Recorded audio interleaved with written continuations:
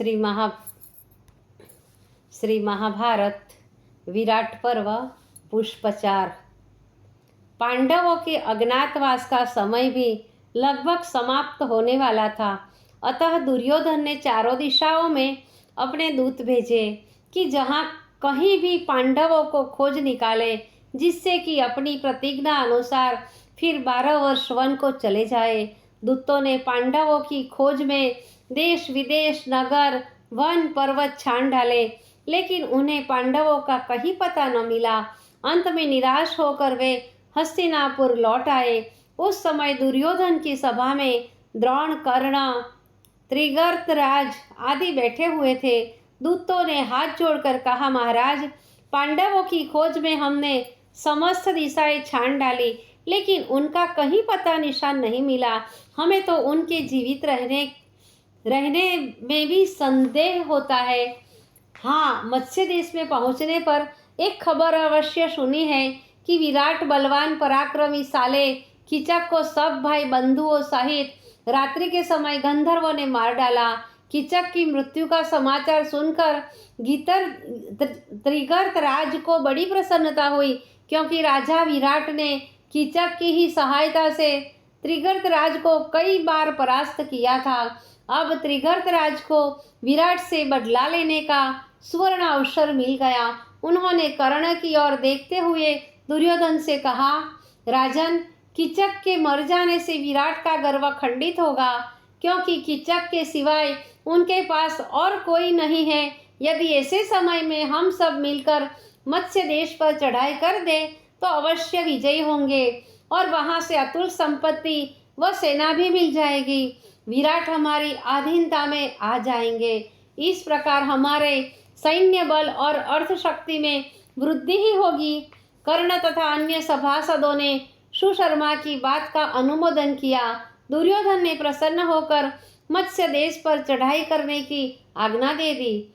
त्रिगर्तराज सुशर्मा ने अपनी सेना लेकर कृष्ण पक्ष की सप्तमी तिथि को मत्स्य राज्य पर आक्रमण किया और अष्टमी के दिन कौरवों ने विराट की गौओं के रखवालों को मारकर बहुत सी गायें छीन ली। विराट का प्रधान गोप किसी प्रकार अपने प्राण बचाकर नगर की ओर भागा और दरबार में जाकर पुकार की कि महाराज, त्रिगर्त देश के सैनिकों ने हमारे सभी ग्वालों को मार दिया है और समस्त गौओं को छीन कर ले गए हैं। उन्हें छुड़ाने का आप शीघ्र प्रबंध करिए, वरना गौएं आपकी पहुंच से बाहर निकल जाएगी। गोप की बात सुनकर विराट ने अपनी सेना एकत्रित की। अनेक राजा और राजपुत्र युद्ध के साजबाज से सुसज्जित होकर नगर से बाहर निकले। राजा विराट ने अपने लघु भ्राता शणनिक से कहा कि कंक, बल्लभी, तंतीपाल और ग्रांथिक को भी साथ ले लो, क्योंकि वह भी बड़े वीर है। इस प्रकार महारथी पांडव भी छद्मवेश में विराट की सहायता के लिए चले। विराट की सेना गौओं के पद चिन्हों का अनुसरण करती वेग से आगे बढ़ने लगी और त्रिगर्त की सेना को सूर्यास्त से पहले पकड़ लिया। दोनों ओर के वीर आपस में भिड़ गए। बड़ा रोमांचकारी और भयंकर संग्राम होने लगा। शणनिक विशालाक्ष ने त्रिगर्त के बहुत योद्धाओं को मार डाला। विराट राज ने 10 बाण मारकर सुशर्मा को घायल कर दिया। सुशर्मा भी बड़ा बांकुरा था। उसके विराट के रथ के घोड़े, अंगरक्षक और सारथी को मार डाला और 50 बाणों से विराट को बींध डाला और उन्हें जीवित ही पकड़कर अपने रथ से बांधकर चल दिया। यह दशा देखकर युधिष्ठिर ने भीम से कहा, हे भीम, जिनकी शरण में रहकर हमने अपना विपत्ति काल बड़े सुखपूर्वक व्यतीत किया है, उन्हीं विराट राज को सुशर्मा बांध कर लिए जाता है।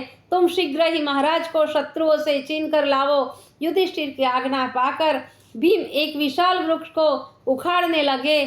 कोई युधिष्ठिर ने कहा, भीम, तुम ऐसा विचित्र युद्ध न करो, नहीं तो कोई तुम्हें पहचान लेगा। तब भीम ने धनुष लेकर सुशर्मा को अपने तीखे बाणों से विचलित कर दिया और उनके सारथी को मार दिया। अवसर पाकर भीम सुशर्मा के रथ पर चढ़ गए और विराट को बंधन मुक्त कर दिया और सुशर्मा को पकड़ लिया यह देखकर युधिष्ठिर ने कहा, सुशर्मा, दूसरे के धन का अपहरण करने वाला अत्याचारी भला कभी विजय पा सकता है?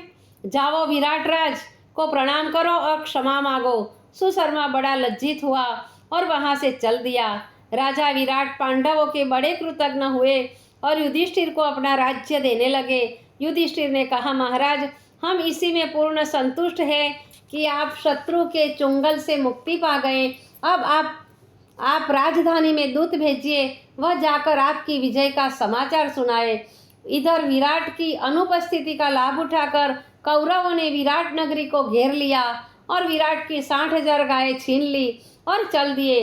ग्वालों के सरदार ने जाकर राजकुमार उत्तर को सूचना दी और कहा कि इस समय आप ही राजधानी के रक्षक के, शत्रुओं से राज्य धन की रक्षा कीजिए। उस समय राजकुमार अंतःपुर में बैठे थे। इस बात को सुनकर उन्होंने बड़े गर्व से कहा कि यदि इस समय हमें कोई अच्छा सारथी मिल जाए तो कौरवों को आज हम उनकी करनी का भली प्रकार मजा चखा देंगे। इस समय द्रौपदी भी वहां थी। उसने उत्तर से कहा, राजकुमार, यह जो हाथी के समान विशालकाय बृहन्नला नाम का युवक है, पहले अर्जुन का सारथी रह चुका है और धनुर्विद्या में भी निपुण है। यदि तुम इससे सारथी का काम लो तो अवश्य ही कौरवों को जीतकर गौवों को छुड़ा लाओगे। द्रौपदी के मुंह से यह बात सुनकर राजकुमार ने अपनी बहन के द्वारा बृहन्नला से अपना सारथी बनने को कहा। इस समय राजधानी में कुमार उत्तर के सिवाय कौरवों से युद्ध करने वाला कोई नहीं। यदि तुम राजकुमार के सारथी का काम कर दो तो बड़ा ही अच्छा हो। अर्जुन ने राजकुमारी की बात मान ली और राजकुमार के पास आए और युद्ध की तैयारी के लिए उन्हें प्रेरणा दी। युद्ध के लिए जाता देखकर उत्तरा आदि राजकुमारियों ने बृहन्नला से कहा, बृहन्नला, कौरवों को पराजित कर उनके रंग बिरंगे कपड़े ले आना, हम अपनी गुड़ियों के कपड़े बनाएंगी। अर्जुन ने हंसकर कहा, यदि तुम्हारे भाई कौरवों को परास्त कर देंगे तो हम कपड़े अवश्य ले आएंगे। इतना कहकर राजकुमार उत्तर और अर्जुन दोनों कौरवों की सेना की ओर चले। अर्जुन ने बड़ी क्षिप्रता से रथ दौड़ाया और थोड़े ही समय में कौरवों की सेना के पास पहुंचे गए। कौरवों की अपार सेना और द्रोण, भीष्म आदि महारथियों को देखकर राजकुमार के होश उड़ गए। वह घबरा गया और अर्जुन से कहने लगा, क्या वो हम कल देखेंगे।